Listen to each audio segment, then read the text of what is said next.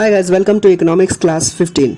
सो आज हम पढ़ेंगे इकोनॉमिक टेरिटरी के बारे में, सिटीज़न और रेजिडेंट में फ़र्क क्या होता है, ग्रॉस नेशनल प्रोडक्ट के बारे में जो कि इंपॉर्टेंट कॉन्सेप्ट है, और देखेंगे किस तरीके से हम कैलकुलेट करते हैं ग्रॉस और नेट डोमेस्टिक प्रोडक्ट। जानेंगे फैक्टर कॉस्ट भी क्या होता है। ओके, सो सबसे पहले जानते हैं इकोनॉमिक टेरिटरी क्या होता है। एक एग्जांपल के थ्रू समझाता हूँ। मान लेते हैं आपने कोई एरिया ओन किया है 5 एकड़ का, उसके अंदर आप कुछ भी एक्टिविटी परफॉर्म करते हैं, वो आपका लुकआउट है। ओके, आपने कुछ बंदे रख रखे हैं काम करने के लिए, कुछ बनाने के लिए, वो आपका लुकआउट है। ओके, सो वो पूरा एरिया आप कंट्रोल कर रहे हैं, वहाँ के पर्सन्स को आप कंट्रोल कर रहे हैं क्योंकि आप उनको तनख्वाह दे रहे हैं। ओके, सो वहाँ पे पैसे आप लगा रहे हैं, कैपिटल आप इन्वेस्ट कर रहे हैं क्योंकि वो एरिया आप कंट्रोल करते हैं। तो एक तरीके से वो एरिया आपकी इकोनॉमिक टेरिटरी हुई क्योंकि आप वहाँ पे कोई कमर्शियल एक्टिविटी परफॉर्म कर रहे हैं और वहाँ पे आपका पूरा का पूरा कंट्रोल है। ओके, सो इसी तरीके से किसी गवर्नमेंट की इकोनॉमिक टेरिटरी क्या होती है, तो आज हम जानेंगे।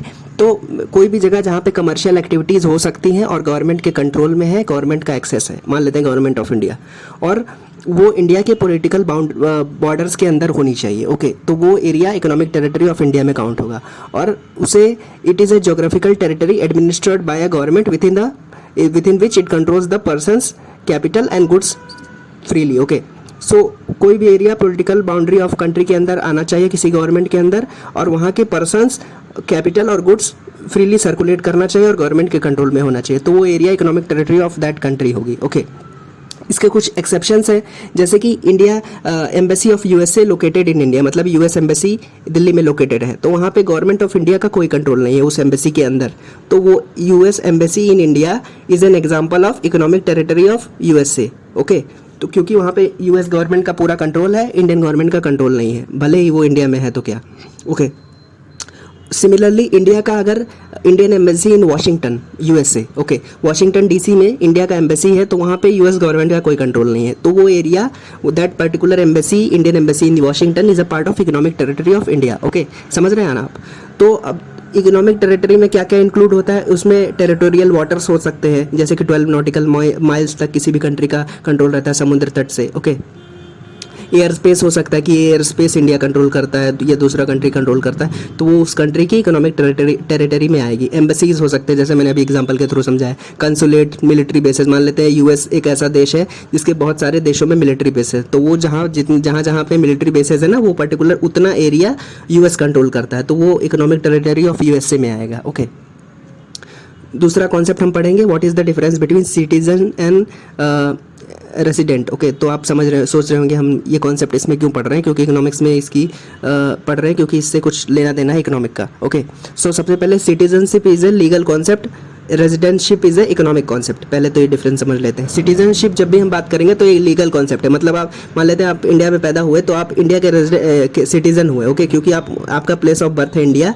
या फिर कोई भी दूसरे देश का आदमी अगर इंडिया की सिटीजनशिप लेता है तो वो इंडिया का सिटीजन कहलाएगा। ओके, तो क्योंकि वो लीगली एक्वायर कर रहा है, लीगल प्रोविजन कुछ फॉलो करके इंडिया का सिटीजन बन रहा है। ओके, तो ये होता है सिटीजनशिप का कॉन्सेप्ट। अभी रेजिडेंटशिप का कॉन्सेप्ट समझते हैं। रेजिडेंट, कोई भी देश, कोई भी आदमी रेजिडेंट कैसे बनेगा, तो residentship is a economic concept. मान लेते हैं आप इंडिया के सिटीजन हैं लेकिन आप यूएस में जाके रह रहे हैं और वहाँ पे आप इकोनॉमिक एक्टिविटी परफॉर्म कर रहे हैं, आप वहाँ पे नौकरी कर रहे हैं, अपना बिजनेस कर रहे हैं, खुद का कर रहे हैं, तो आप वहाँ के रेजिडेंट हुए। Okay, so residentship is a economic concept, क्योंकि उसमें इकोनॉमी आ जाती है, इकोनॉमिक्स आ जाते हैं। आप पैसे कमाने के लिए जा रहे हैं, वहाँ पे इकोनॉमिक एक्टिविटी परफॉर्म कर रहे हैं, तो आप रेजिडेंट हुए।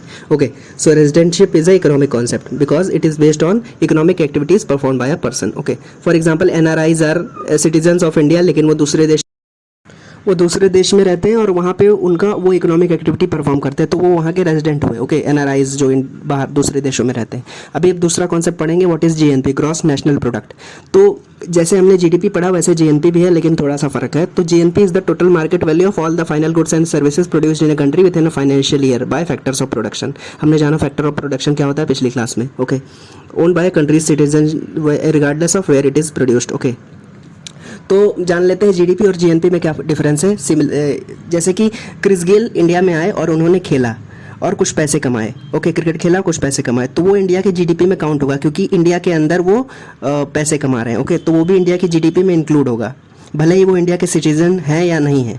लेकिन जीएनपी जो होता है ना वो एक्चुअल मेजर होता है, जिसे हम एक्चुअल मेजर मानते हैं, ग्रॉस नेशनल प्रोडक्ट। इसमें क्या होता है कि जो भी फाइनल गुड या सर्विसेज प्रोड्यूस हो रही है ना, वो इंडिया के सिटीजन्स के जो कर रहे हैं वही जीएनपी में इंक्लूड होगा। मतलब मान लेते हैं विराट कोहली या इंडियन टीम ऑस्ट्रेलिया में गई, ऑस्ट्रेलिया में खेली, वहाँ पे पैसे कमाए, तो इंडिया की जीएनपी में काउंट होगा, लेकिन इंडिया के जीडीपी में काउंट नहीं होगा। इसी वजह से कहते हैं कि GNP is a good measure of counting the national income. Okay, क्योंकि हम जीएनपी में क्या देख रहे हैं कि जो भी गुड्स और सर्विसेज प्रोड्यूस हो रहे हैं वो इंडिया के सिटीजन्स की ही होनी चाहिए, और साथ ही साथ वो कहीं भी परफॉर्म हो, भले ही दुनिया के किसी भी कोने में परफॉर्म हो, जब तक कि इंडिया के सिटीजन्स उसको परफॉर्म कर रहे हैं उस एक्टिविटी को, वो इंडिया की जीएनपी में इंक्लूड होगा। Okay, so GNP should be performed by a country's citizens and irrespective of wherever it is produced. Okay, so ये होता है डिफरेंस जीडीपी और जीएनपी में।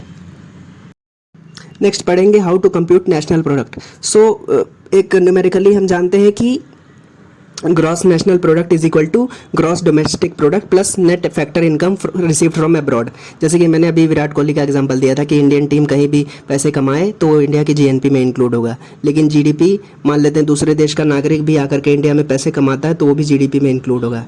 ओके, सो इस वजह से जीएनपी बड़ा होता है हमेशा जीडीपी से। So GNP is equal to gross national product is equal to gross domestic product plus net factor income coming from abroad. Net क्यों बोलते हैं?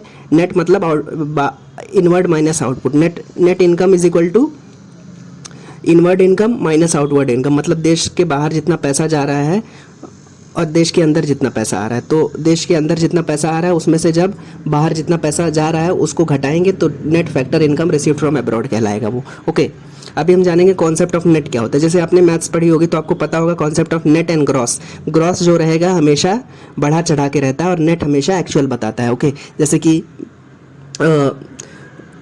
ग्रॉस में क्या होता है कि मान लेते किसी मैन्युफैक्चरर ने चीज़ें बेची किसी बायर को, तो और बायर ने जितने पैसे, मान लेते बायर ने 10,000 रुपये मैन्युफैक्चरर को दिए, तो वो एक तरह से ग्रॉस वैल्यू जो मैन्युफैक्चरर रिसीव करता है वो 10,000 होगी। लेकिन जो नेट वैल्यू होगी ना, एक्चुअल में मैन्युफैक्चरर को कितना में, एक्चुअल में मैन्युफैक्चरर को 10,000 नहीं मिला। एक्चुअल में मैन्युफैक्चरर को जो मशीनें यूज़ हुई बनाने में उस चीज़ को, उसकी वियर एंड टियर भी देखना पड़ता है, तो वो भी इंक्लूड है, वो भी एक तरीके से एडेड कॉस्ट है, तो वो भी घटाया जाएगा। टैक्सेस भी मैन्युफैक्चरर देता है, वो भी घटाया जाएगा। तो जो बाद में जो बचेगा ना वही होगा net. Okay, so in the process of producing goods okay and materials, जो मशीनरी होती है ना उसका वियर एंड टियर भी होता है, ख़राब भी होती है, पुरानी भी होती है मशीनें, तो वो भी काउंट नहीं होता जीडीपी में, हम काउंट नहीं करते। लेकिन hence this wear and tear is also an hidden cost, जो कि हम काउंट नहीं करते जीडीपी में। Okay, but this general wear and tear is termed as depreciation, उसे हम डेप्रिसिएशन कहते हैं, उसे जीडीपी में काउंट नहीं करते। देखिए हमने बहुत सारे फॉल्ट देखे जीडीपी में। जीडीपी में एक पहला फॉल्ट है कि जीडीपी डेप्रिसिएशन इंक्लूड नहीं करता। जीडीपी कोई भी विदेशी नागरिक इंडिया में आके कमाएगा वो भी इंक्लूड करेगा, लेकिन जीएनपी जो होता है वो केवल इंडिया के नागरिक दुनिया में कहीं भी कमाए वो जीएनपी में पार्ट होगा। Okay, so gross is the value received from the buyer, but net value is the received by the manufacturer is when we subtract the wear and tear, the depreciation and taxes, then we get net. Okay, so जब भी net domestic product is equal to gross minus depreciation. Okay, हमने जैसे जाना कि gross हमेशा बड़ा रहेगा, तो net domestic product is equal to gross domestic product minus depreciation.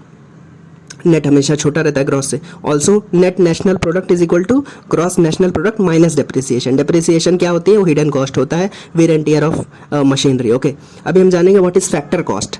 मान लेते हैं आप बहुत सारी चीज़ें प्रोड्यूस करते हैं, तो जो एक्चुअल कॉस्ट होता है किसी भी आइटम को बनाने में वो फैक्टर कॉस्ट होता है। मतलब मान लेते हैं आप कोई साबुन बनाते हैं। ओके, तो साबुन को बनाने के लिए क्या चाहिए आपको? सबसे पहले लैंड चाहिए, लेबर चाहिए, कैपिटल मतलब कॉस्ट चाहिए, रॉ मटेरियल चाहिए। तो इन सब को जब मिलाएंगे, इन सब का जितना भी पैसे का रकम होगा, जितने भी इन सब की जो वैल्यू होगी ना, economic value, land, labour, capital लगा, रॉ मटेरियल लगा, वो सब उस मटेरियल का फैक्टर कॉस्ट हुआ। मतलब actual cost to produce a good is called as factor cost, and factor cost does not include taxes. Okay, इसमें केवल एक्चुअल प्रोडक्शन का कॉस्ट इंक्लूड होता है। ओके, सो आज हमने बहुत इंपॉर्टेंट कॉन्सेप्ट जाना, gross national product, gross domestic product, concept of depreciation जो कि हिडन कॉस्ट होता है, वेयर एंड टियर का, फैक्टर कॉस्ट जाना, एक्चुअल जो कॉस्ट होता है किस चीज़ों को प्रोड्यूस करने में, एक बार और बता देता हूँ आपको जीएनपी और जीडीपी में डिफरेंस। जीएनपी जीडीपी एक तरीके के हैं कि फाइनल मार्केट वैल्यू क्या है गुड्स एंड सर्विसेज का, लेकिन जीडीपी कोई विदेशी नागरिक भी इंडिया में काम करता है, पैसे कमाता है, तो वो जीडीपी में काउंट होगा। लेकिन जीएनपी क्या होता है, केवल इंडियन सिटीजन्स का देखता है कि वो कितने पैसे कमाते हैं, इसी वजह से जीएनपी अच्छा मेजर है। ओके, और जीडीपी डेप्रिसिएशन को इंक्लूड नहीं करता, वो भी एक जीडीपी में एक फॉल्ट है, लिमिटेशन है। Okay, so these were the few things which I told you in class 15 of economics. Okay, आगे भी और कॉन्सेप्ट्स मैं पढ़ाता रहूँगा। If you have any doubts you can ask in comment section. That's it from my side. Thank you so much for watching.